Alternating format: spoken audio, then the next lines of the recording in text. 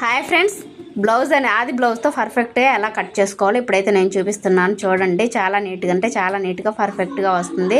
పైన అసలు ఖర్చుకి ఇలా లైన్ అనేది గీసేసి చూడండి. ఇప్పుడు ఆమ్ రౌండ్ కోసం అసలు ఖర్చు ఒక స్కేల్ పెట్టేసి ఇలా గీసేయండి. చాలా అంటే చాలా నీట్గా వస్తుంది. ఇప్పుడు నెక్ డీప్ ఎంత ఉందో చూసుకొని ఇలా మార్కింగ్ ఇచ్చేసేయండి. ఇప్పుడు నెక్ వెడల్పు ఎంత ఉందో ఇలా పెట్టేసి అక్కడికి ఒక మార్కింగ్ ఇచ్చేసేయండి. షోల్డర్ ఎంత ఉందో సేమ్ ఆది బ్లౌజులు ఎంత ఉందో అంతే ఇచ్చేసేయండి మార్కింగ్ అనేది. ఇప్పుడు దీన్ని ఒక బాక్స్ టైప్లో ఇలా గీసేసేయండి. తర్వాత నెక్ 3 ఇంచులు అనేది ఉంది, పైన కింద అలాగే 3 ఇంచులు పెట్టేసి ఒక బాక్స్ టైప్లో అయితే గీసేయండి. చూడండి, ఇప్పుడు పైన ఒక 1 ఇంచ్ అనేది ఆమ్ రౌండ్ కోసం 1 ఇంచ్ ఇలా మార్కింగ్ ఇచ్చేసి కర్వ్ స్కేల్తో ఇలా రౌండ్గా ఒక షేప్ వచ్చేటట్టు గీసేయండి.